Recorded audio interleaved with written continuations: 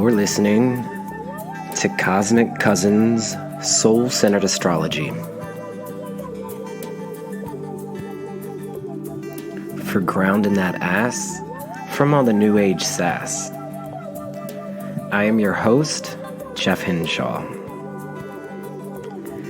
Cosmic Cousins is a new and full moon podcast ritual, and it's dedicated to honoring the interconnectedness of our universal family through embodied health, self-discovery,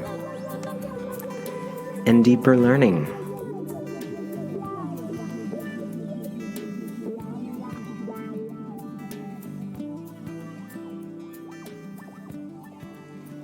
Hey, Cosmic Cousins. Happy 2021 to you.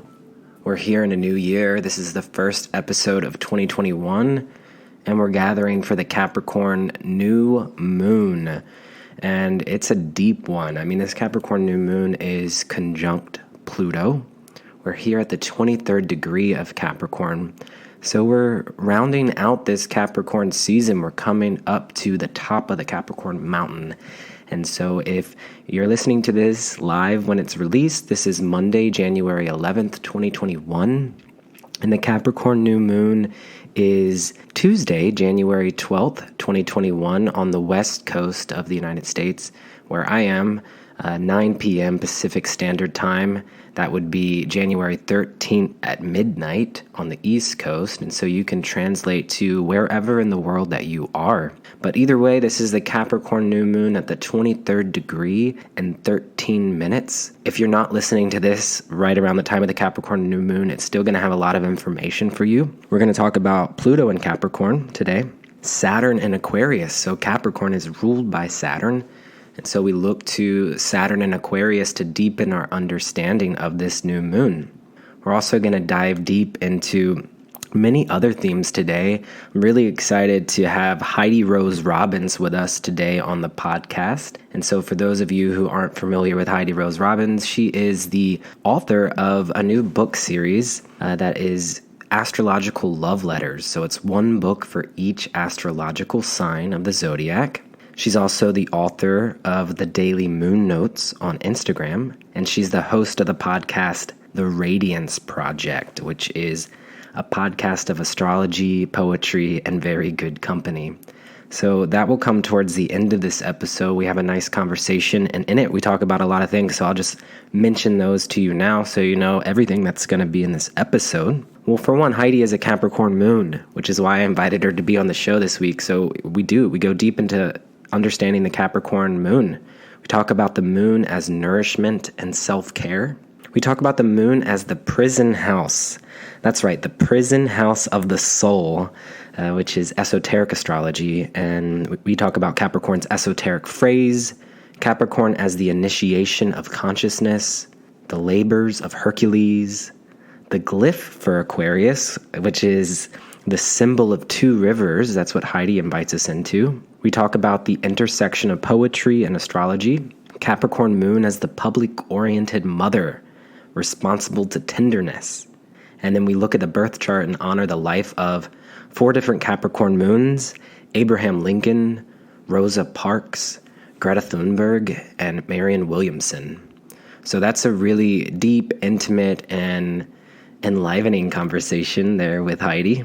And so, today on this week's podcast, we have a lot of juicy Capricorn info for you. But before we get into all of that, I would just like to say, hey, welcome back to the show. This is Jeff Hinshaw.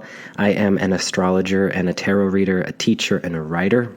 And I do have some offerings that I'm excited about. The biggest one right now is the 6-month healing ritual, which is called the Fool's Journey. It's a 6-month journey through the Major Arcana of the tarot, is now open for enrollment. So this Capricorn New Moon, it does offer us a wonderful time to commit to some sort of long-term practice. And so if that's something that you're looking for in your life, if you're longing for some sort of structure to your tarot practice through ritual, through weekly gatherings, then you can join me. And also Anais Mystical Mandrake Root, who is a Pisces sun with Aquarius moon. And together we'll dive deep into the tarot with ritual experience. And so enrollment is open now. Again, 6-month journey. It's called the Fool's Journey through the Major Arcana. This will be my 6th year leading this journey. And it begins on January 28th, 2021. And then that's the Leo full moon. So plant the seed on this Capricorn new moon, and then we'll start on the full moon. And then we'll gather every Thursday until the Capricorn full moon, which is June 24th, 2021. So if you're really looking to just notice and experience what it's like to plant a seed of intention on this Capricorn new moon and then watch it grow and culminate all the way towards the Capricorn full moon 6 months later, this is a cool opportunity for that. And so to find out more information and learn how to enroll, you can visit the links in the show notes, or you can go to cosmiccousins.com and click on Fool's Journey, which will be in the top right corner. And I would just like to mention that both Anais and myself are really passionate about serving the BIPOC and LGBTQIA spirit community. And to reflect this, there are 2 pricing options for the Fool's Journey, and they've both been set thoughtfully at rates with the intention to make this journey more available to all. So there is a special reparation rate for individuals who identify as BIPOC, LGBTQIA, and or are living with a disability. Also, 10% of all the funds will be donated to a organization of our choosing, which we'll be posting about that this week on the website as well. So again, the Fool's Journey, 6-month journey through the Major Arcana of the Tarot. There's links in the show notes to that. So that's one of my announcements. I'll keep it short and sweet there. I won't announce too much more on this episode, but I will say, if you're longing for a deep dive into your own birth chart, or you would like some assistance through a tarot reading at this time, I do offer both astrology and tarot readings, and so I have availabilities for this upcoming March of 2021. And again, you can go to cosmiccousins.com to learn more about my reading offerings. But yeah, I think that's all I want to announce today, because this is a big one. I don't know if I want to say big. I think full moons feel big. This new moon, it feels deep.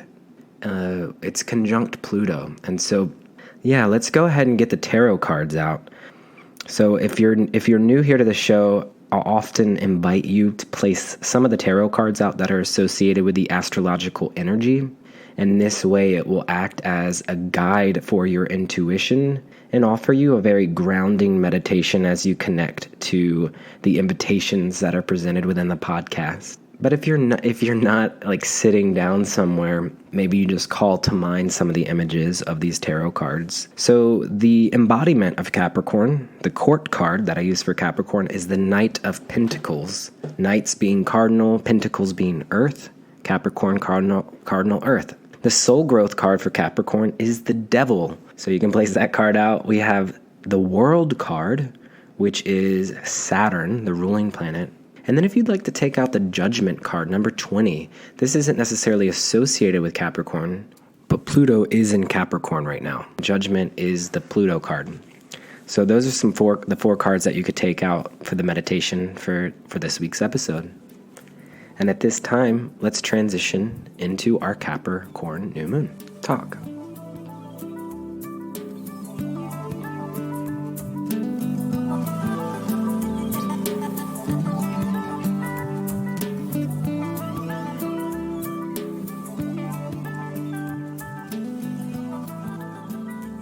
I commit, I invest, I sustain. I commit, I invest, I sustain. Each week, I will always offer you 3 phrases that I'm intuitively feeling. You can pull a tarot card for each of these phrases. Maybe you journal about them, fill in the blank, and just see how they resonate with you right now. But I commit, I invest, I sustain. So this Capricorn New Moon, again, 23rd degrees of Capricorn. Salt of the earth. Capricorn is the sea-goat. I often think of a goat that used to be in the water and has now evolved throughout time. Remember, Capricorn rules over time and is now a goat and is right here on this mountain on the edge of an ocean. And so the sea goat reminds us of the power of time. It reminds us to acknowledge the deep sensitivity, the deep well of emotion while calling upon the resources of our inner strength to move forward. And that's moving forward with perseverance, with steadiness, with grace. And so on this Capricorn new moon, it's the first new moon of 2021. It's the first new moon after the Great Aquarian conjunction. And we're also in the wake of an attempted coup against the United States government. So many people are feeling really intense right now, really raw, emotionally drained. And so at this time, ground down into your deeper knowings. This is the invitation of the Capricorn new moon. It offers this deep internal reset. So listen to the wisdom of your body, listen to the wisdom of the earth. Align yourself with the vibration of the mountain. And really with Capricorn, it's a snow-capped mountain. So just take a moment to breathe that into the body. How might you embody the mountain? So breathe into the parts of yourself that are eternal, that are long-lasting, that can be your soul, your spirit, that which is beyond the physical realm. So Capricorn is the sign of the higher self. When we look at the wheel of all the signs, Capricorn is all the way at the top of the wheel. So this is the new moon to really tune into and reconnect with the higher self. Meditating on the mountain, connecting to the planet Earth can do this for us. So what commitments are you willing to make at this time in order to invest in a future that is more joyful and sustainable for yourself? What commitments are you willing to make at this time to invest in a future that is more joyful and sustainable for yourself, for others, and for planet Earth? So go ahead and imagine yourself at the top of the mountain. This is maybe you actually called to mind a time where you were on a mountain. This is a vantage point that allows you to see the vastness of the landscape. And so I'm calling to mind a few different mountains that I've been on top of. I used to live in Swansea, Wales. And so I got to go to the mountain there in Wales. When I lived in Hawaii, Mauna Kea, there's some epic mountains on this planet. So just connecting to all of the mountains at this time. This is collective Earth is Capricorn. Venus just recently entered Capricorn and will be in this cardinal collective Earth sign the whole month of January.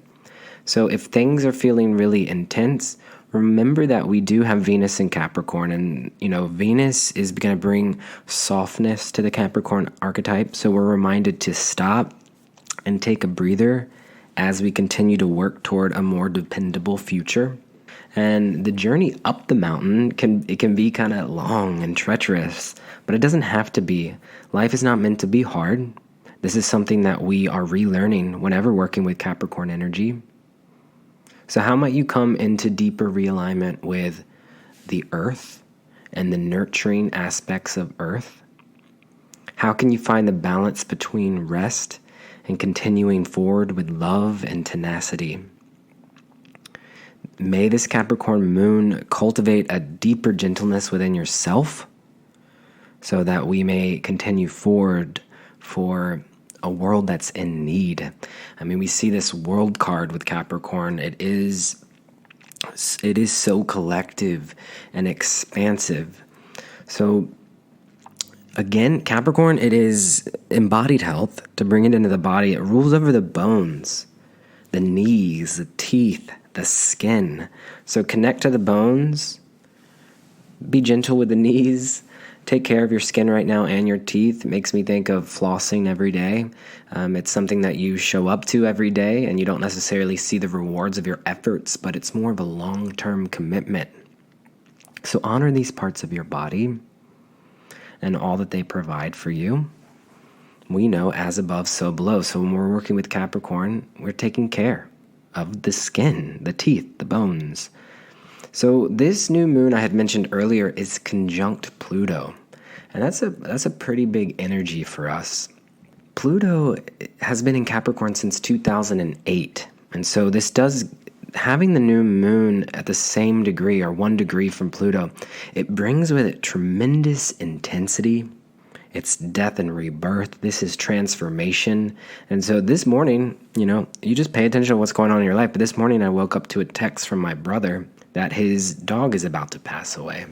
Another friend of mine lost his sister this week due to coronavirus. And on January 9th, 2021, just 2 days before I'm recording this, the reported worldwide deaths of COVID-19 in a single day reached an all-time high with 15,454 deaths. And so here on the Capricorn New Moon, we just take a moment to fully feel and acknowledge this pain. We notice how this is taking place with Moon and Pluto, the planet of death and rebirth. And so it does give this new moon, new moons can always have a releasing energy, but making space for new. It's a time where we go internal. When it's the new moon, there's no moon out, so it's the dark night. But with Pluto, which is a darker planet, it is the planet all the way on the far reaches of the solar system, this gives it a deep portal of release here. So, complete death to something. Pluto is the ruling planet for Scorpio, so there is that grief associated with Pluto. There is that transformation and intensity. So this conjunction to Pluto, it may actually show up as the end of something for you, an actual death in and around us. There's a lot of death going on in the world right now. On a psychic level, this might feel like an intense soul purge. For those of you who are more empathic, which if you're listening to this, you likely are, your bones may feel achy at this time. Remember, Capricorn's the bones, and so there may be even heaviness in your lungs. This is where we hold grief. So take gentle care. We're collectively processing and releasing a lot at this time. Pluto energy, be wary of being lured into darker, toxic patterns. Pluto is the underworld, so this is like a seedy bar or like a speakeasy where, there's a lot of outdated habits, addiction, compulsion, secrets, falling into rabbit holes, conspiracy theories. This is all Pluto. So if you are able, give yourself that container, gift yourself extra space to honor the heaviness of these Plutonian themes. Take a bath if you can, drink extra water, light candles, say your prayers. Some of this is like, I say this almost every time we gather. This is the one for sure to do these things since we're working with Pluto here. It's Sun, Moon, and Pluto all aligned in the sky. So one thing you can do if you're wanting to go a little bit deeper into it, you can actually visualize black smoke leaving your lungs, black smoke leaving your auric field. If you want to expand it out, right, the world card, we've got black smoke leaving the auric field of the earth. And so this new moon, again, 23 degrees, it aligns within 1 degree of where Saturn and Pluto joined together in the sky last year. So Saturn and Pluto joined at the 22nd degree of Capricorn last year on January 12th, 2020. And this transit, Saturn and Pluto, it's a transit that is associated with pandemics, epidemics, and wars, and only occurs once every 36 years. So this conjunction, again, it occurred on January 12th, 2020. So you can think back to that time. And this is when the first reported death of COVID-19 was announced. And so this new moon is occurring on the same day a year later. So this feels a little bit ominous, feels a little bit auspicious. It feels like there's reverberation or like an echoing with the lessons of what's needing to be healed, what's needing to be unearthed. It's like toxins coming out. So how might we really get quiet and drop into the invitation of planet Earth at this time?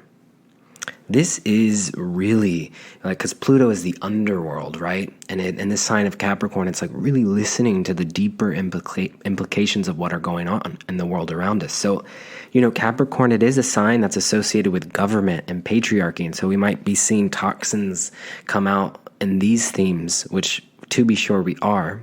But there's also an opportunity to reflect on the deeper message from the environment. Capricorn also rules over the environment. So just listening to what the earth is communicating to us right now. Slow down. That's the message I keep hearing. So right now, if you are in the United States of America, the U.S. is approaching its Pluto Return. And so you can mark your calendar. It's an easy date to remember because it's a repeating number. Repeating number 2, February 22nd, 2022, 2222. This new moon it is offering clues and insights into the themes that will continue to unfold over the coming year. For those who live in the US, this Pluto return occurs only once every 248 years. Pluto return is the time where Pluto realigns in the sky at the place that it was at the founding of a nation. And so this is the United States' first Pluto return, and it is a time of reconciliation. It's when a nation faces the accumulation of its karma and shadows. And so Pluto can feel painful. It can feel devastating. It calls up deep psychological patterns that are buried within the collective unconscious. And so this is, not only was there a Pluto-Saturn conjunction last year, but the United States is also going through its Pluto return. So this is a sort of like a double whammy here. And so in our own personal lives, because, sometimes as we connect to these more expansive energies, which there's so much in collective signs right now. Most of the planets in the sky are in Capricorn, Aquarius, and Pisces, which are all collective signs here. It can feel, pretty out of body, disorienting. So how do we make use of this in our own personal life? Pluto at this time is awake in our birth charts. It's alive, it's activated. And so this new moon conjunct Pluto, it does invite you to connect with Pluto in your own birth chart to see how and where you are being called to assist yourself and others through this death rebirth portal. So get intimate with Pluto in your chart. See how it wants to be expressed. So Pluto is the planet that I refer to as the keeper of occult wisdom. So Pluto, it reveals its necessary destruction of old forms to bring about truth. So it's connected to, psychology, therapy, grief counseling, ancestral healing, underworld journeying, and esoteric and occult studies. So in my own practice, I have Pluto and Scorpio in the 9th house of higher learning, education, ritual. So leading a 6-month journey through the Major Arcana of the Tarot, this esoteric practice, Pluto and Scorpio in the 9th house, teaching it, leading it, studying it. So that's how I'm feeling into Pluto right now in my own chart. Also, I like to connect planets to different symbols and animals and crystals and things like that to help ground us. And so on my Capricorn New Moon conjunct Pluto altar, I do have a picture of a crow. In my own practice, I associate Pluto with a crow. And so perhaps that will help you more deeply connect to this energy. You can call to mind the goat climbing the mountain, and now a crow is perched on its back. The crow is shape-shifting energy. So, how are you developing the power of resiliency right now? The goat with shape-shifting insight. Living in Portland, Oregon, there's lots of crows here, and I've gotten really fascinated by them. So when we call upon this mountain goat and the crow, and in the newsletter, I posted a picture of them together, which you can sign up at in the link in the show notes if you want to look along with the quote-unquote script for this podcast episode. Or you can follow me on Instagram at cosmic.cousins, where I also post a screenshot of the newsletter or future episodes. But in what ways are you able to peer beyond the illusion of separation? This is Pluto, this is the crow, as you commit, Capricorn, to deeper transformation in your life. These are things for us to be thinking about if you're wanting to work with this new moon and Pluto.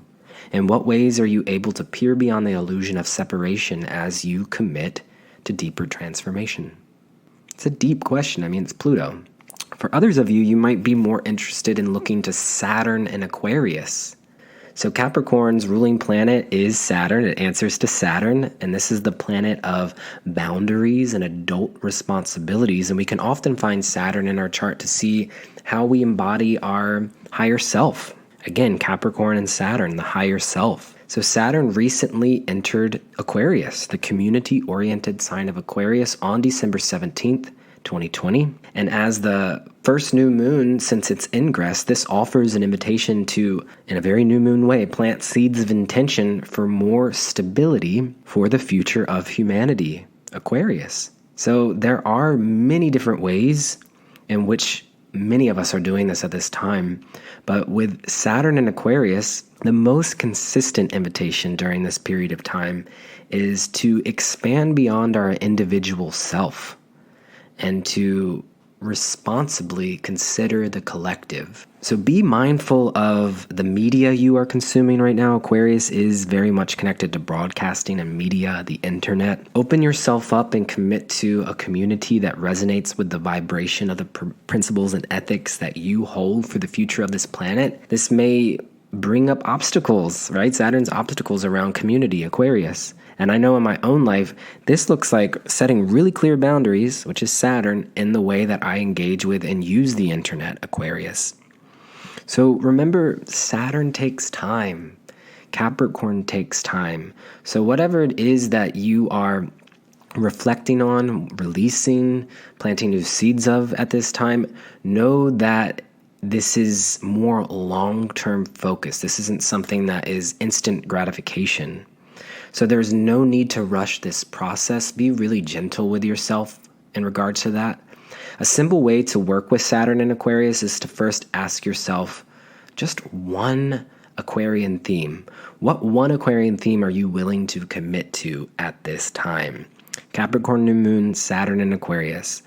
Let's just pick one. So, Aquarius rules over astrology. And so for one, just committing to your astrology practice is a great way for you to enact this Saturn and Aquarian energy. Aquarius themes also include science and technology, communication, broadcasting, and the internet. Maybe you release a podcast. Maybe you commit to doing that. Being of service to or involved with community and groups. So finding a group or leading a group. Energy, healing, and vibration. Aquarius is also about raising the vibration. And so maybe you commit to some sort of form of energy healing. And then Aquarius is also, of course, about social justice, liberation, equality for all. So maybe you get involved in some sort of social work or activist organization. These are all things for us to be considering here on this Capricorn New Moon.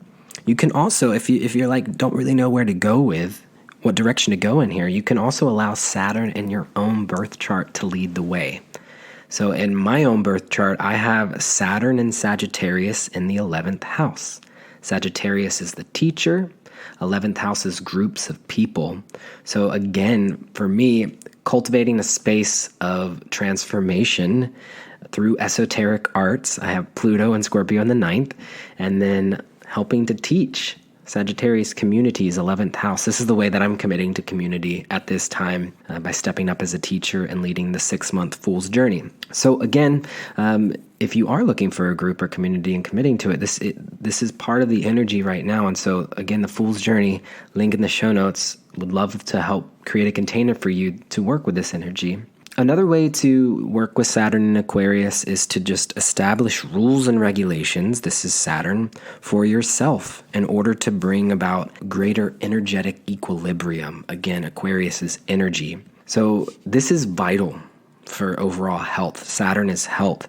Aquarius rules over the nervous system and energetic body. So with Saturn and Aquarius, it might be a time where our nervous systems are shot out. So Aquarius is the energetic body, the nervous system. So connect with practices in your life that allow for a high resonance and energy vibration. This is often really supported in group work. We can't do it alone with Saturn and Aquarius. And so being with other people who raise the vibration in different ways.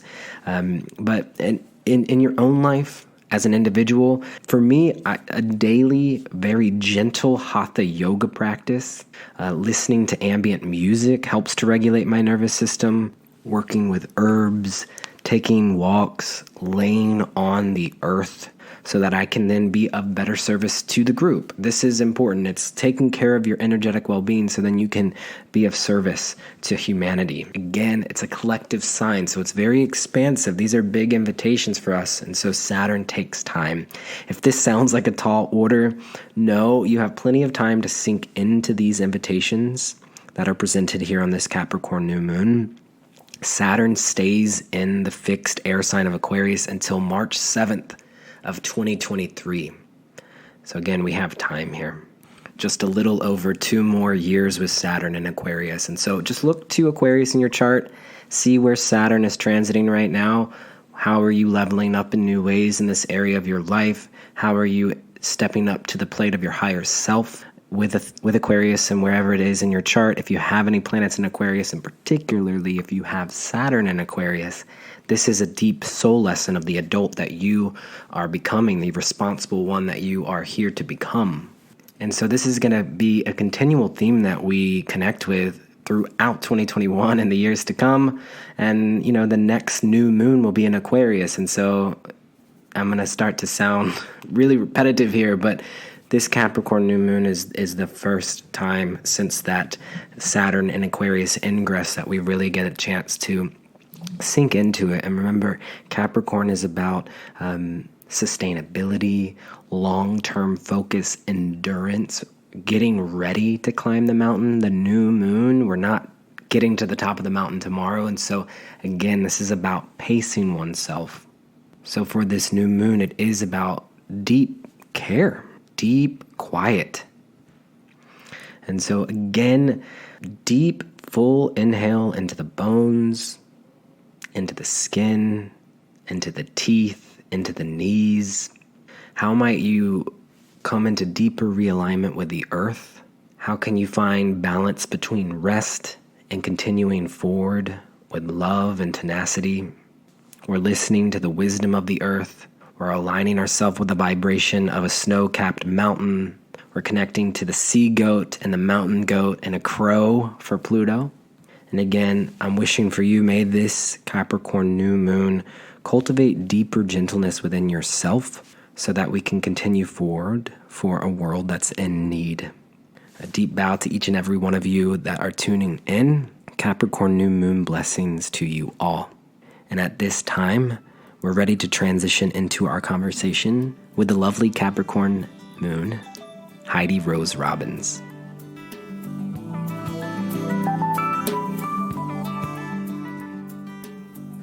So before we get into the conversation with Heidi, I would just like to remind you that if you tune into the show regularly and you'd like to make a monthly contribution, you can sign up to become a Patreon member at patreon.com/cosmiccousins. You can leave as little of $1 a month, and every dollar that's donated to the show helps me continue to make this offering a ad-free space that is a free offering to the public. And so, again, patreon.com/cosmiccousins. Thank you so much to all of those that already do donate. Sending love to each and every one of you. Thank you for believing in the show enough to make this a part of your life. And so, at this time, we're going to transition into the conversation with Heidi Rose Robbins. Again, Heidi Rose Robbins is the author of a new set of books that were just released, Astrological Love Letters, one book for each sign of the zodiac.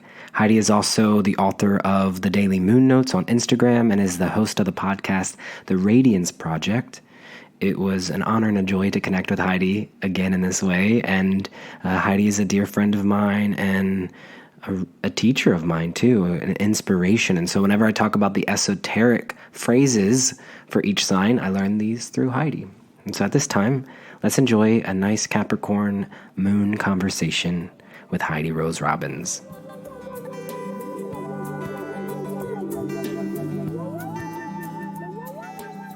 Here with us on the show today, I'm really grateful and humbled to have the incredible astrologer, teacher, and poet, Heidi Rose Robbins, here with us. Welcome back to Cosmic Cousins, Heidi. It's my favorite place to be. I'm so happy to be here with you, Jeff. Thank you. I know, I was reflecting on it. The last time that you were on the podcast was nearly 2 years ago now. Already? Wow. Right. Yeah, it was Aries season of 2019. So that's almost 2 years ago now. And so on that episode, we got to celebrate you as an Aries, and you are an Aries sun, but you also have a Capricorn moon. So now we have the wonderful opportunity to shift focus towards your moon and honoring this placement that it might be a bit more tender, maybe a bit more emotional. So let's start there. I always, when connecting with the moon, I think it's helpful to just reorient ourselves to the actual body of the moon before even connecting to the sign. And so what is your relationship to this celestial body, the moon? It's a beautiful question. I was raised in the tradition of esoteric astrology, and there are some sort of more difficult or hard words, I think, with the moon given by Alice Bailey and given in the esoteric astrology tradition, where they say, well, the moon is the prison house of the soul, and, that it's our habitual nature that we have to overcome. And there are truths, there are quiet truths to that, I think, but I have been spending much time befriending the moon in my life and feeling that a body wants to feel safe. A body wants to feel nourished. And I think the moon is deeply connected to the nourishment and care and mothering of the form. And yes, we're all spiritual beings, but we have these vehicles that we need to honor. And I think the moon has so much to do with that. And I do feel so grateful to be talking about the moon in Capricorn with you today, because I definitely have been feeling the tenderness of the moon in Capricorn. So I'm happy to go into that a bit with you. Yeah. Yeah. When I hear you talk about that, I mean, my first thought is that this past year, 2020, I think we all got in touch with our moon maybe a little bit more deeply, because not all of us, but many of us were spending more time at home, which is the place where the moon dwells. And I'm even reflecting on how we had that final Cancer eclipse back around the summer solstice. And I know in my own life, I have made shifts towards understanding the way that my moon comes out in my work as a Virgo moon. I released a podcast on the new and the full moon. And then you as a Capricorn moon, which is the other sign that might connect us to work too. It is a big part of your offering is the moon notes that you have. Yes. And I've always thought of the moon notes as an opportunity to watch astrology unfold. I want to say quickly, sometimes we have to wait for some of these larger transits, but every 2 days the moon is shifting, so we can really tune into that. So it feels so important to be able to follow those rhythms and patterns. And yeah, I love that you are bringing up the moon in 2020, because perhaps, and it's just occurring to me now, perhaps those of us that have like the moon in Virgo or the moon in Capricorn who do a lot of work from home, yes, there was a huge adjustment for us all, but maybe not so much. My work continued through 2020, right? I was like, oh, I'm home, I'm working, right? But I think for some it was a gigantic shift. Yeah. So bringing it back to the moon notes a little bit, for those that aren't familiar with the moon notes, you can check them out on Instagram. Heidi posts every single day. You post a note it's so beautiful. One, because it's handwritten, so it's really intimate. And I think that that's always a nice shift in the social media space, is to feel that intimacy of the moon and the handwritten note. And so you've been doing that now, I want to say for like 3 years at this point. And so I think that is a beautiful reflection and testament to Capricorn, is the reliability and the consistency of it. It's like, well, every day I know I can get on Instagram and read Heidi's moon note. What originally inspired you to start connecting to the moon in that way?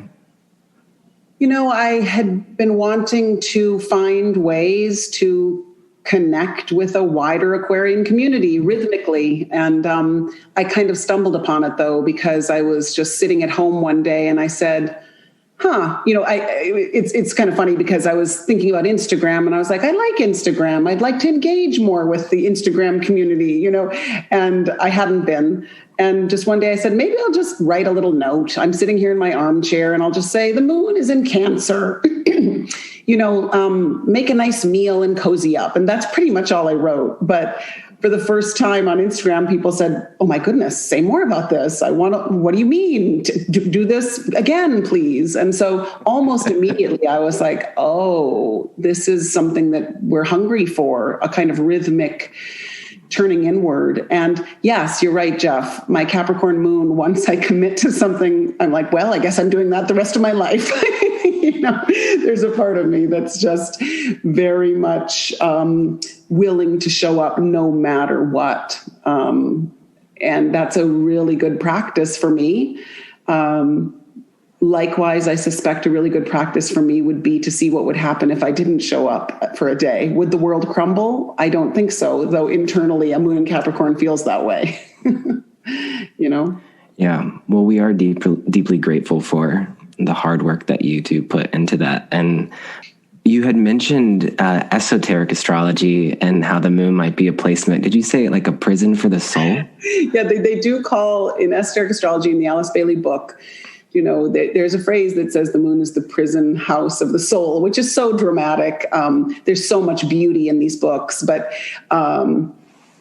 it really is just asking us to look to our solar nature. And because the moon has so much to do with our rhythmic habitual behavior, it's a kind of dramatic way of reminding us that there is more to us than meets the eye. There's more to us than our rhythms and our daily routines and our physical bodies. And so it's kind of I always smile with that phrase, but we do have to address where the moon catches us and, asks us to repeat something that we don't necessarily want to be repeating. Mm-hmm. Yeah. So I'm hearing that maybe the moon can show us a bit more of the shadow side of the sign that it's in. Would you say that's true? I would say definitely yes. And I like to say our wretchedness, Yeah. Right. as a joke as well, but yes. That definitely resonates with me with the Virgo moon. I definitely have tendencies that I can fall into there. So part of this connection that you have to esoteric astrology, you mentioned Alice Bailey. I also know that your father is an astrologer too and is connected to that, which all of this feels quite Capricorn to me. It is honoring tradition and lineage. And there is something even in that phrasing of the moon being like the prison house of the soul that does feel Capricorn to me. Would you say so? Yeah, there's a strictness and a formality and a kind of like this, the old path, However, Alice Bailey is writing about the ageless wisdom, which is deeply Aquarian, deeply fundamentally Aquarian. So on one hand, in my own little journey, yes, my father, this is his lineage. I've learned through his lineage, which is deeply, deeply Capricorn. But on another hand, it's, there's a whole Aquarian principle to it. Yeah. Which is cool. I think we'll talk about Aquarius a little bit today too, since Saturn's in Aquarius now. So all this Capricorn energy that we have is answering to Saturn in Aquarius. Yes. But along the lines of esoteric astrology, I often will share on the show the esoteric phrases that I learned from you. And the esoteric phrase for Capricorn, I think it is the one that feels maybe the most esoteric. Yes. Yeah. And I think we would all love to hear what your connection is to this phrase. Yeah, it is a deeply mysterious sign. It's considered one of the most evolved constellations, and it's considered one of the most mysterious signs. Like, we really don't know the full import and meaning of the symbol itself or of the phrase. But the phrase is, "Lost am I in light supernal, yet on that light I turn my back." So the image that I always have for this is that Capricorn is a sign of initiation of consciousness. So it's a sign where we are climbing the inner mountain of evolving our own consciousness and the consciousness of humanity. And I mean, these are big phrases and big ideas, but really we are learning to, we are growing in love and consciousness. And so the phrase for Capricorn is, I like to imagine myself, you, all of us at the top of the mountain with our arms outstretched and the light of the summit really descending, really lighting us up. And so lost am I in light supernal, which is the sort of greatest awakening. And yet under Capricorn, we still have 2 more signs to go. We still have to finish our journey with Aquarius and Pisces. And Aquarius is the world server. And so Capricorn has to go down the mountain and not just have its own brilliant initiation of consciousness, it has to be shared under Aquarius. So we could get lost in our own spiritual awakening, or we could get really practical in a Capricorn way and say, how could this benefit humanity? Well, it reminds me of being in a body, like as a spiritual being being in a body. And Capricorn is very much connected to the body and to the bones, and even the ruling planet Saturn, like the aging of the body, of what does it mean to be here right now at this time, incarnating at this time. And so we do have a lot of Capricorn in the sky, a lot of Aquarius and Pisces. We're kind of like right here in this final quadrant. Yes. And it's making me think of this new moon. So that's part of why I asked you to be on the show for this episode, is because it is the Capricorn New Moon. And so I do have the chart for the new moon, and I thought it might be nice for us to kind of look at it. And I'd love to hear what you see when you look at this new moon chart. Yeah. Well, of course, immediately we look to the moon, sun, and Pluto in Capricorn, and Saturn, Jupiter, and Mercury in Aquarius. And it feels to me like everything is accelerating at this moment. And I mean, when I look at this moon, sun, Pluto, wow. I mean, that is a total regeneration. It's a total death and it's a total regeneration. But we are at the precipice of something huge. I was just remembering from the Alice Bailey books, there are the labors of Hercules. And I don't know if you are aware of these, but there's a labor for every sign that Hercules has to go through. And in Aquarius, he cleans out the king's stables that are filled with cow dung and there's been a pestilence in the land for years because of this filth. And he comes in to clean it out, and he cleans it out by redirecting two rivers. So the symbol for Aquarius are the two rivers, and the potency of the mind and the potency of subtle energy, and he redirects the rivers and cleans out the stables. And I just think that's so profound given this conjunction in Aquarius. And so I do think we're in a final crumbling, which is not a bad thing. And I think we're making the way with this, even this little imprint of the new moon, we're making the way for a whole new way of working together. Yeah, it's quite rare to see the moon that close to Pluto, like as a new moon. It's the first new moon since the Great Conjunction too, which I think is quite significant.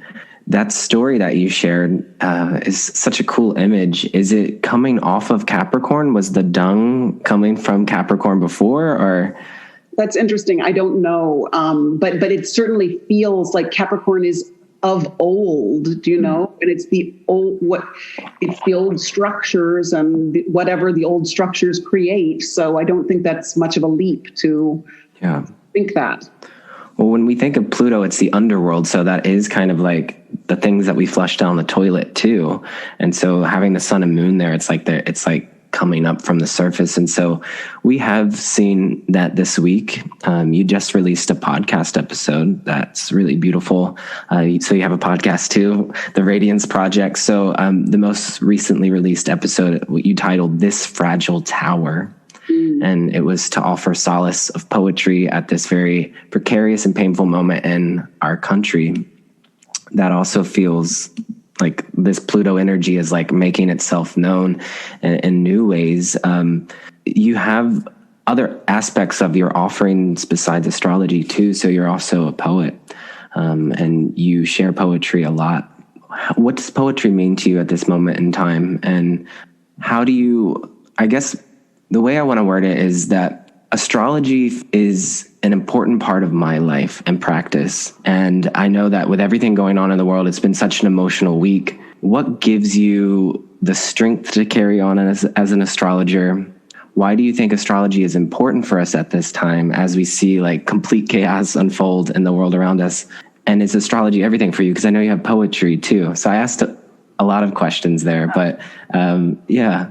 I think of poetry and astrology hand in hand in a way, because they both have a way of holding the present moment with perspective and silence and compassion and wisdom. So for me, of course, I get swept up, and I'm deeply human, and I feel the whole range of feelings, and I collapse, and I cry, and I get mad, and I get reactive, and yet I can always return to astrology, which reminds me of energies far greater than myself. And for me, astrology is one of the most hopeful tools, or one of the most nourishing tools, because always a seed of hope can be planted, always a seed of a greater perspective and vision that's possible. And if ever there was a time for that, it's now. Like, we can talk about the more wretched qualities of the sign, but we can also talk about the possibilities of the sign, right? So, and where we might be headed as a result of this breakdown and metaphorical death, right? And for me, poetry also gets me very, very quiet. And it says, what is essential? What is essential? What needs to be said? And particularly when I get to write poetry, I feel that way. I feel like I get to carve away all the unnecessary words, all the unnecessary language, and I get to the heart of the matter. And, that's what I'm deeply interested in, is the heart of the matter. So I hope that answered. Yeah. Yeah.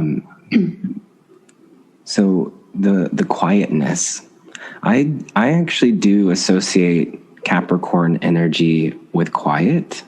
Maybe being on the northern hemisphere and experiencing the winter solstice. Maybe it's having Capricorn in my 12th house. I'm not sure, but there is a sense this time of year where it is a time where I spend a lot of alone time, is during Capricorn season. And whenever there's a lot of Capricorn energy, I do find that there is that sense of solitude sometimes with Capricorn. You said the heart of the matter. I wanted to share this with you. So yesterday I went on a walk in my neighborhood, and I have Venus and Neptune in Capricorn. And I saw on the corner, there was this like little piece of paper, but it ended up being artwork. And someone said, needs a new home. And so it's a goat with a heart. And then it almost looks like Neptune up here. So that's something astrology has opened me up to, is just synchronicities and like seeing the magic in the world, and reminding us that even amongst the things that are going on in the world, there are a lot of beautiful things too, like people creating art. And so, but this goat reminded me of you too, just like the Capricorn moon. And I do think that there's a deep love with Capricorn for humanity. I do think it's a humanitarian sign, much like Aquarius and Pisces, the final three signs, I think, are all humanitarian. And when we think of moon, we can also think of mother. So Capricorn as a public-oriented sign, this could be someone who plays a role in the public as a mother. Mother for the collective in a very responsible, stable way.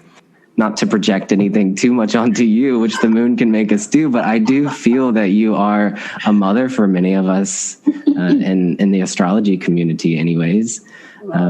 So it's interesting that the moon in Capricorn is often said to be in detriment.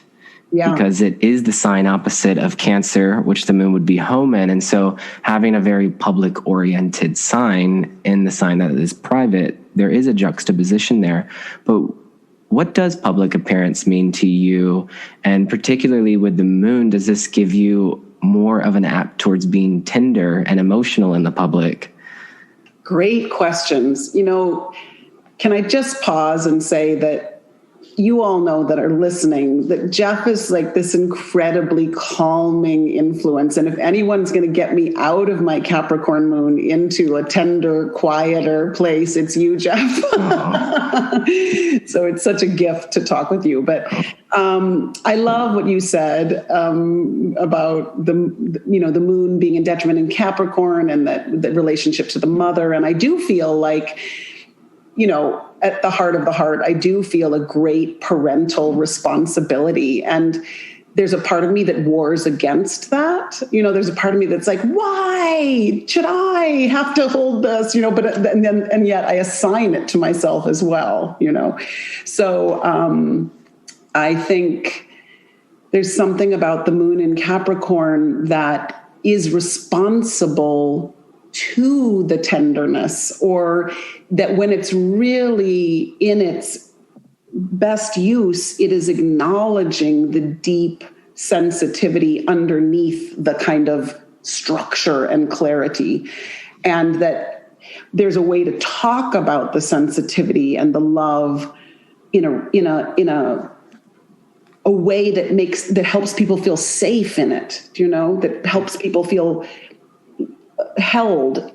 Like, I think about my retreats. People do drop in very quickly because they know that I am going to fiercely hold the space in a kind of clear, timely, responsible way, but that allows them to soften, and that allows the tears to flow, and that allows the melting to start to occur. I'm only really figuring out how to do that for myself, halfway through my life, right? But I think I've been able to do it for others for a long time. Mm-hmm. When I hear halfway through your life, I also think of Capricorn as being connected to older age. Yeah. And I sometimes think, for me, and when I'm working with clients, that any planets that we have in Capricorn mature over time, and that we can really start to understand them, maybe not even until our second Saturn return at this point, but who knows, really. But Saturn is the ruling planet, so that's why I'm bringing up Saturn return there.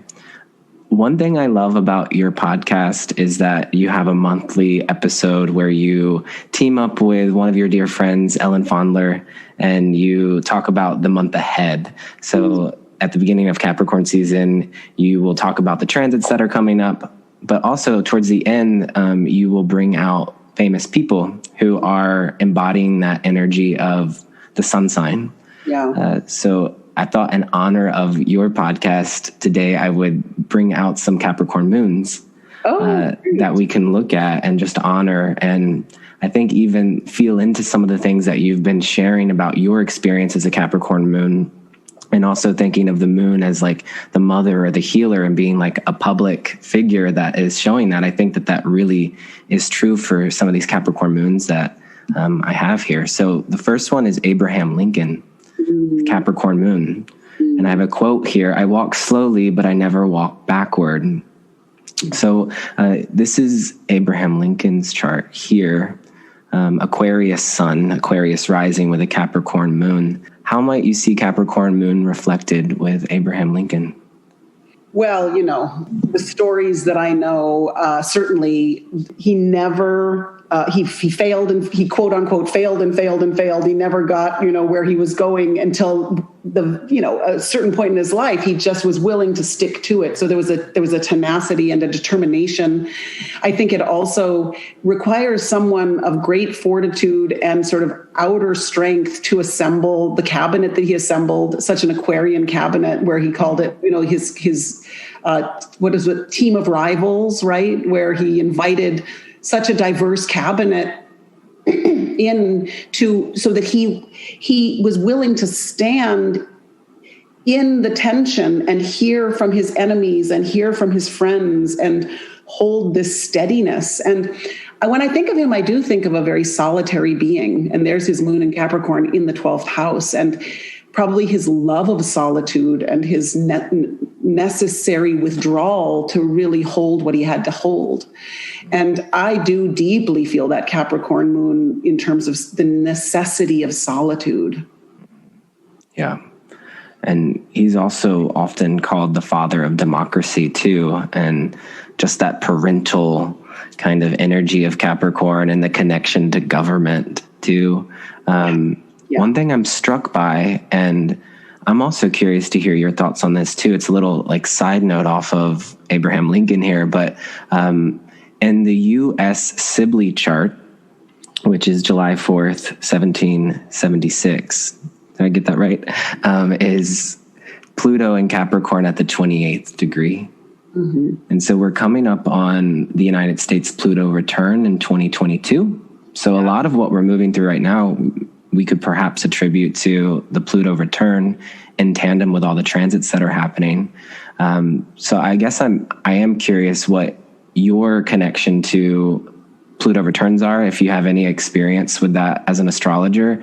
And I'm also just highlighting that Abraham Lincoln's moon in Capricorn is 2 degrees from the U.S.'s Pluto and Capricorn. And at this time too, I think I even heard someone say, like, I wonder if Abraham Lincoln, as his ghost, is like walking the halls of the White House right now. And like, you know, and just like, what is it? What would Abraham Lincoln be thinking right now? And so just seeing this Capricorn moon, like kind of close to where all this Capricorn action's happening, I almost do feel his spirit here with us right now. I do see that a lot where, you know, a transit will ignite a position in a person's chart who has passed, and that person comes to the fore in some powerful way. Not to, you know, connect Biden and Lincoln, but there is a similarity around what's happening with the cabinet for sure. You know, the pulling together of the most diverse and intelligent cabinet in a long while. You know. But the Pluto return is so interesting, and I haven't spent enough time thinking about it. But my gosh, you know, if ever there was an opportunity for true regeneration, if ever there was an opportunity to deeply eliminate obstruction and toxicity, I mean, it is kind of ironic that Trump came in with this idea of cleaning out the swamps, and in some strange way, he won't have done it, but he will have activated a process where so much poison has come to the surface to be healed, you know?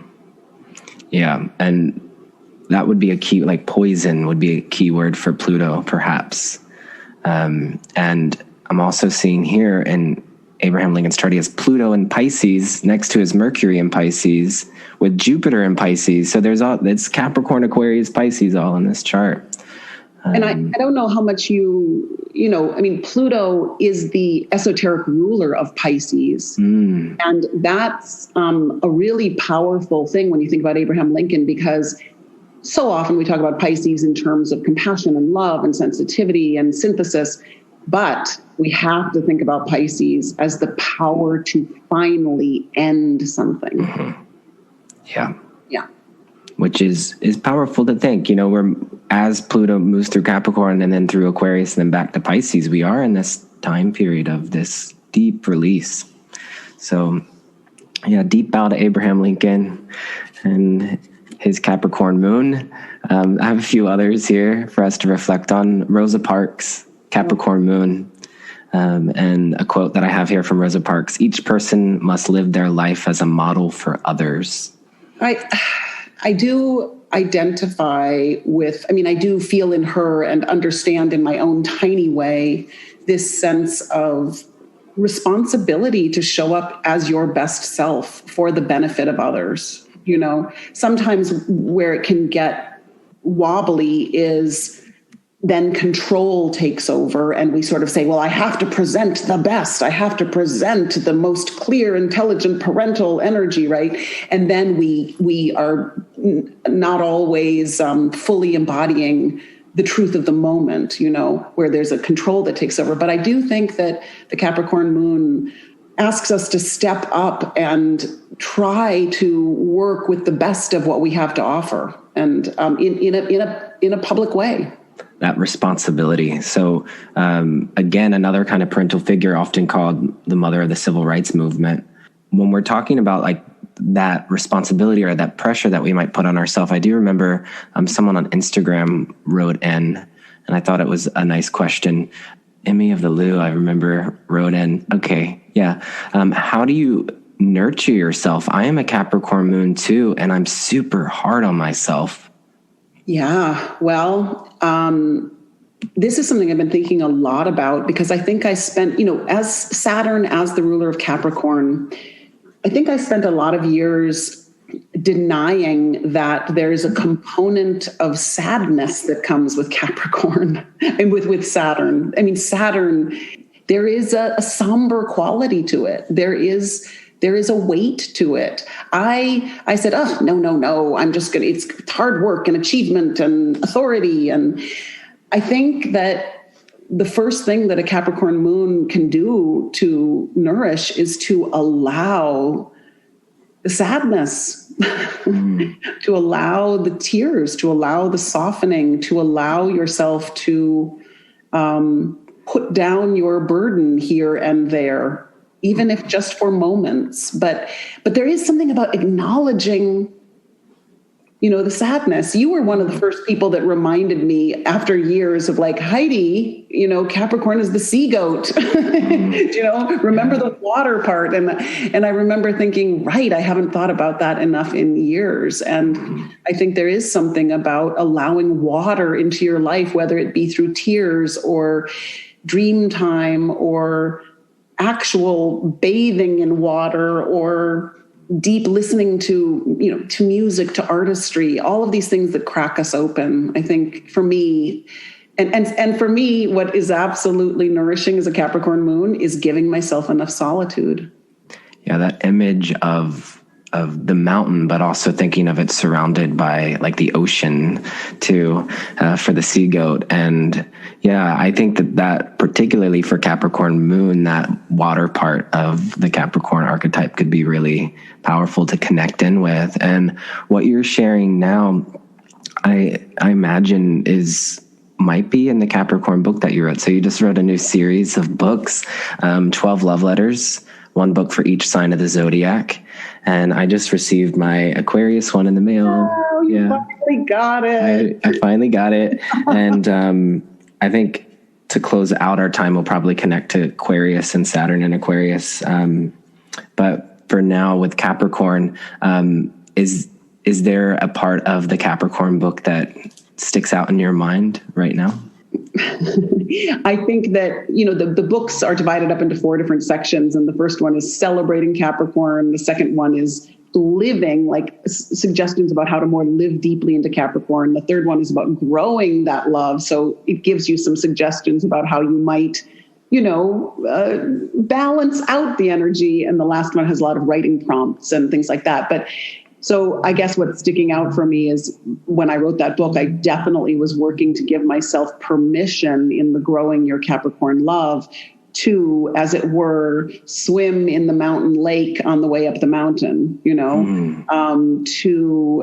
to not only feel the skeleton of the body, but to feel the belly and the softness and the quieting, the messier parts, to allow for the messier parts. Capricorn is perfection. Capricorn is deep, stoic responsibility. It can feel that way as a Capricorn moon. That's how it can feel, And thankfully, I have a dear, dear, dear friend who I've known for 30 years who is always sort of talking to my little girl self. She's always like, oh, and she's the only person that can really do it, but she somehow gets through the layers of my uprightness, And so in any way, in my book, I do try to come up with some suggestions about how to be gentler, allow the voice of the child in, allow the things that make us feel most soft and most receiving. I'm feeling a lot of the polar sign to Capricorn, which I always think is really helpful. If we ever feel too rigid or stuck in a sign, that we can always visit the other side of the wheel. And so when you say the softness of the belly, which is Cancer, and connecting to the lake on the mountain, all of this is a nice balance. And all of that might be some really sweet invitations for us here on this Capricorn New Moon too, if you are listening to it for the new moon. And I'm even right now, Heidi and I both we can see this image of Rosa Parks, and I just imagine that, and even Abraham Lincoln too, both of these figures that we're thinking about, out in the public, there is a very stoic quality to both of these figures. But I also would imagine at home that they might have time to be really emotional. And I do think that they were quite emotional beings, which is giving them that ability to stand up for a better tomorrow. making the world a better place is Capricorn. Yeah. More dependable, more reliable for us all. Yeah. I mean, can you imagine just, the most obvious image that we have for Rosa is on the bus but sit quietly like a mountain, not to be moved. But what's going on internally? Do you know what's going on internally in that moment? Yeah. And she did do a lot of training for that moment.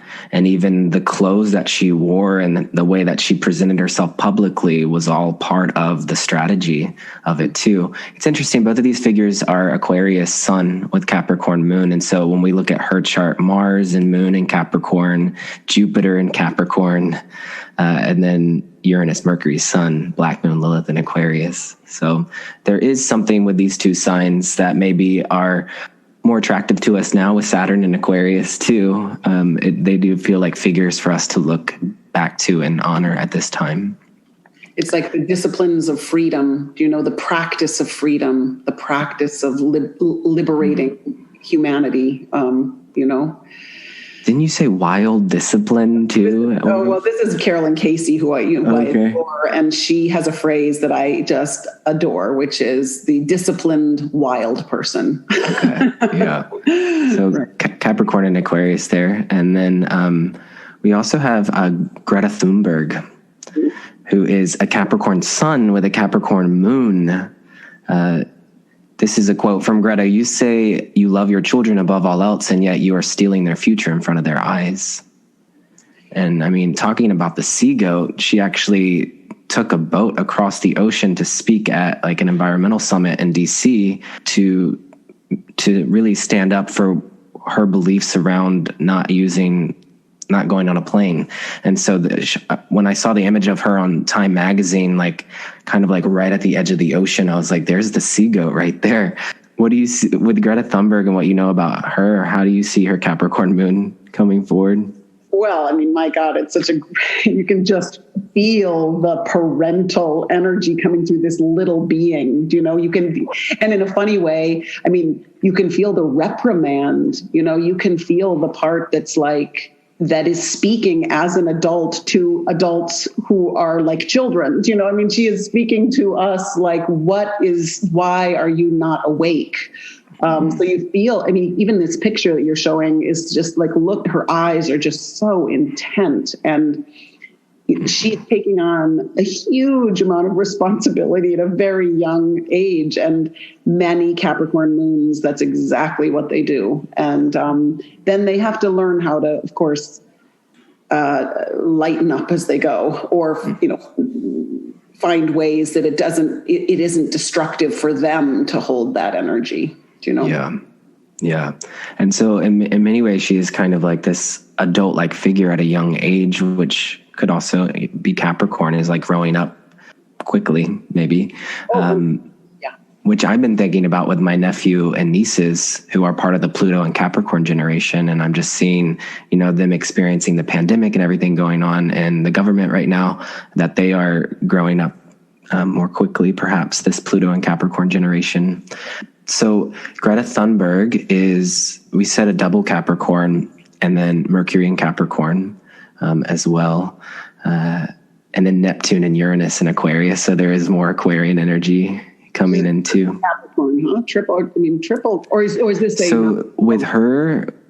This is a sunrise chart. We didn't have her birth time, so but I wouldn't be surprised if she was a Capricorn rising too. Saturn and Gemini. That's interesting. How much do you think the moon, like moon in Capricorn, would be answering to Saturn versus like sun in Capricorn? I will always look to the ruling planet of the sun, moon rising, of all the, of any planet to get more information. I'll always do that. So, I think it just speaks again to the import of her message, what she feels internally. But I also often find with Saturn and Gemini people, even though you don't see this in her at this point, they often feel like they don't have enough information, or they need to be more articulate, or they need to, communicate even more effectively. So there's even more of a drive to keep getting it right, Wow. So I imagine for her, the pressure is intense, like given her Mars and Venus in Scorpio as well. Oh, yeah. I mean, there's such control in this chart, Yeah. And then the Uranus and Aquarius squaring that Mars and Venus and Scorpio too.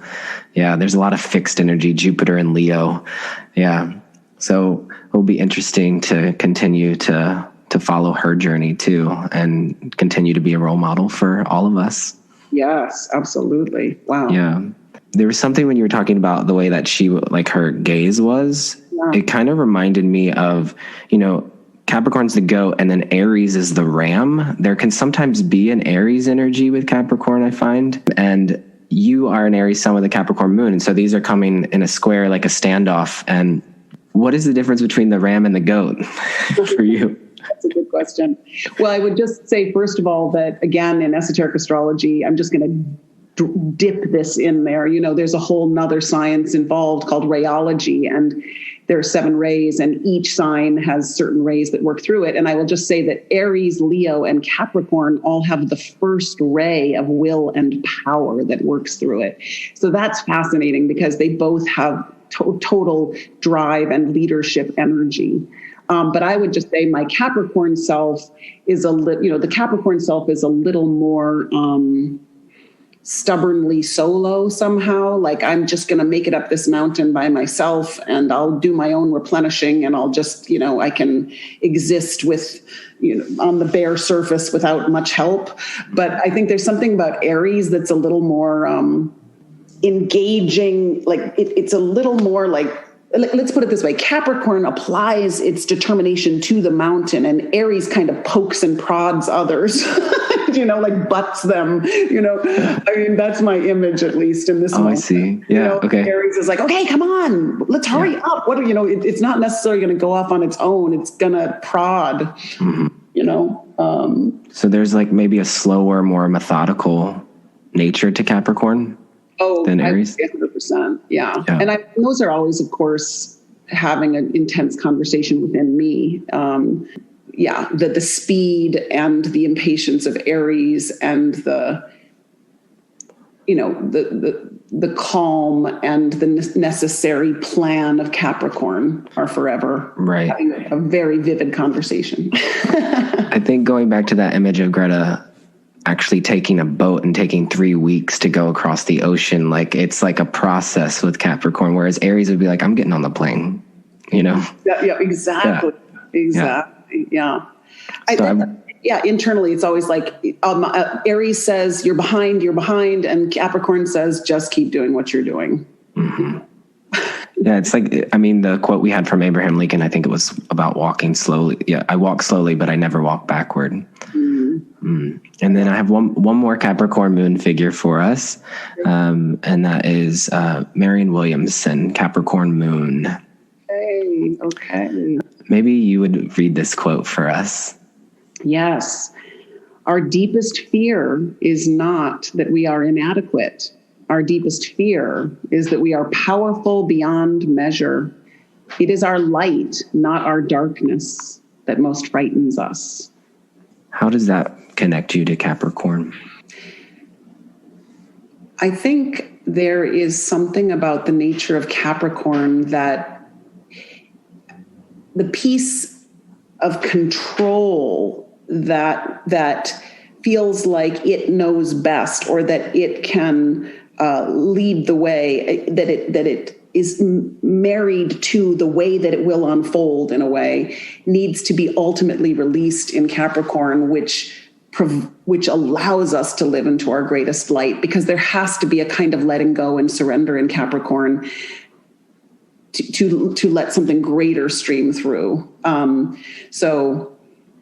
And I also think that there's something about the perfectionism of Capricorn, and the fear of failure that can happen with Capricorn, and the fear of it not being perfect enough, or not having worked hard enough, that can get in the way of the greatest light. So our deepest fear is not that we are inadequate. So does Capricorn energy, Capricorn moon, does it feel inadequate? Like, do you think there is like a comparing to other people or to society that you find there?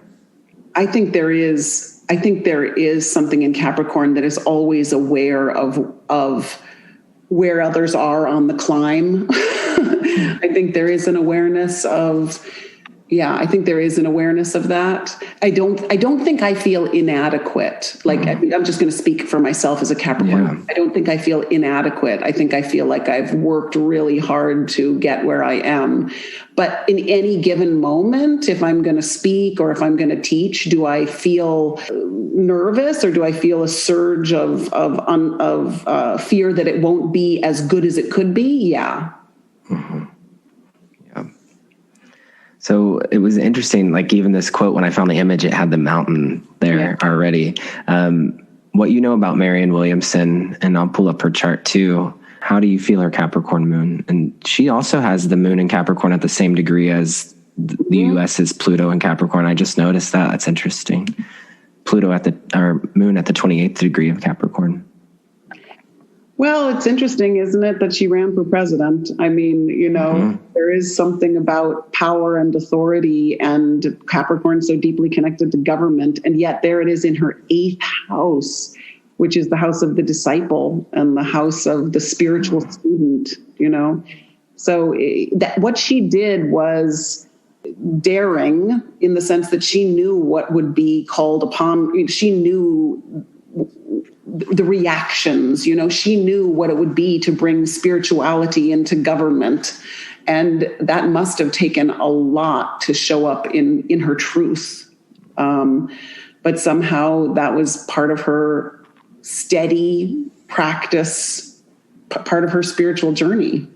Yeah. And I don't think we're done hearing from Marion Williamson. No. So, but that again, that like public appearance of Capricorn and like the moon, like the healer, the spiritual one that is bringing it to a public platform, the mother, the public mother. I do feel that from her, because even like sometime this past year in 2020, she released a guided meditation that was for moving through like fear that we had around the pandemic and the protests. And I just felt that Capricorn moon quality to heal what we are moving through as a collective in regards to the transformation that we're seeing in Capricorn right now. So, and even her book, her Course in Miracles is so interesting if you think about it. Like the course is Capricorn, but here it is in miracles. It's like there's the sensitivity, there's the what's underneath the plan, the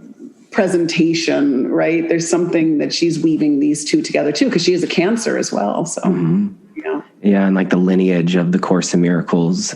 We were kind of talking about your connection to esoteric astrology too, and just like honoring traditions. And I do know her father was like a big influence on her. And like in the first line of her book, what is it? It's A Return to Love. The first line, she talks about her father, so the Capricorn moon's connection to father or just parents, I think is strongly felt. Wow. Yes. Yeah. So those are our 4 examples. They're all quite public figures, which when we're looking at famous people, they all are public figures. But I think that there is something about these 4 individuals that do feel dependable, well-respected, hardworking, practical, reliable, consistent, some of these keywords that we might use with Capricorn.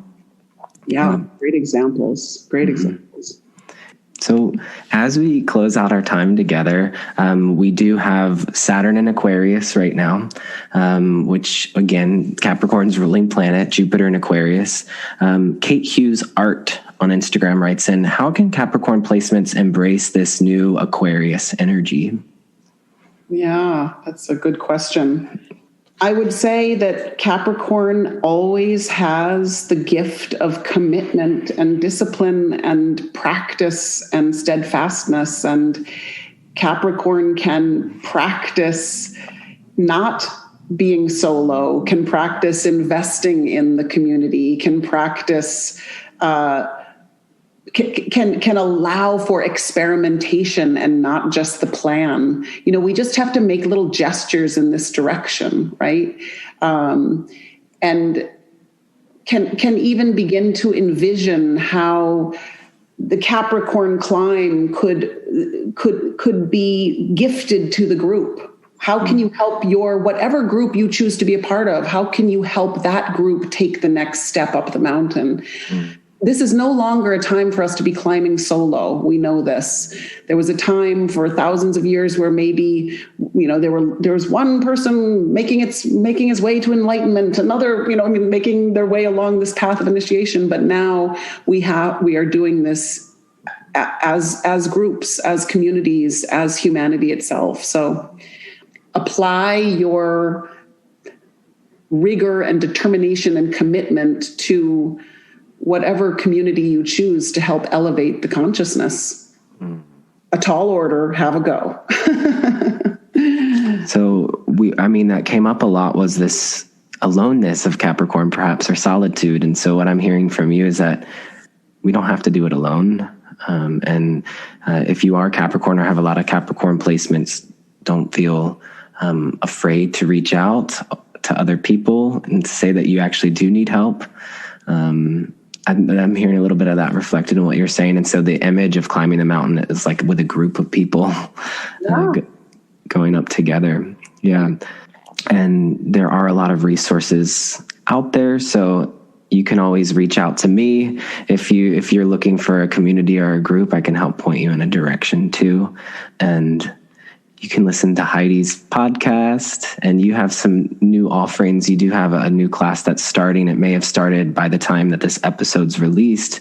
Would anyone be able to sign up like a day late? Or? Yeah, absolutely. And I did also want to mention that you brought up Ellen, my friend, who I do this once a month sort of entrance of the sign. But Ellen and I are also going to be releasing a new podcast called Chart Your Career, where we're going to combine astrology and career guidance, and people can send in questions, which is nice. So we just address a couple of questions every episode, and it's kind of right to the heart of the matter. The episodes are relatively short, but they're like, let's address this from an astrological perspective and from a career perspective. So I love that. That's also bringing in the Aquarian energy too, because I think of Aquarius with astrology. So like a really practical way, Saturn and Aquarius, commit to your astrology practice. Saturn and Aquarius, like that could be one way to work with it. And particularly if it's to chart your career for Capricorn. Yeah. So that's really cool. So I'll put a link to that in the show notes.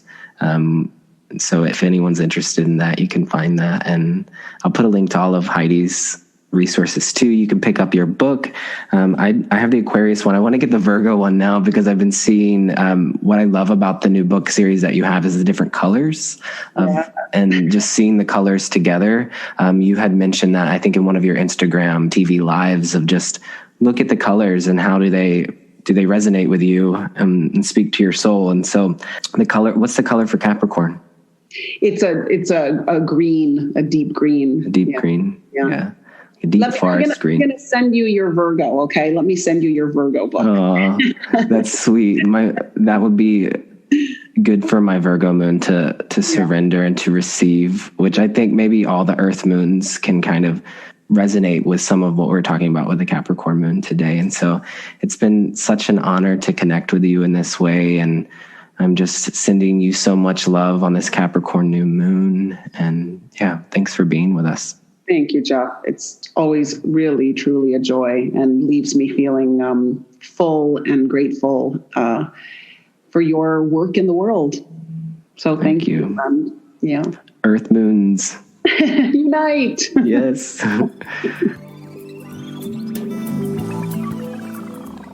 It's always such an honor to connect with Heidi Rose Robbins in that way. And so thank you again, Heidi, for being with us here on Cosmic Cousins. And to all of those that are here listening, Capricorn New Moon blessings to each and every one of you. Again, enrollment is open for the Fool's Journey, 6-month journey through the Major Arcana of the Tarot. would be honored to hold your hand as we step off the cliff into the unknown world. And so this Capricorn New Moon, it does offer a wonderful time to commit to a long-term practice. And with Saturn and Aquarius, the importance of community and group work is highly encouraged. And so if you are longing for that structure with community to your tarot practice through ritual and weekly gatherings, join Anais Mystical Mandrake Root and me for a deep dive ritual experience. Enrollment is open now, and there's different pricing tiers and payment plan options. And so take a look.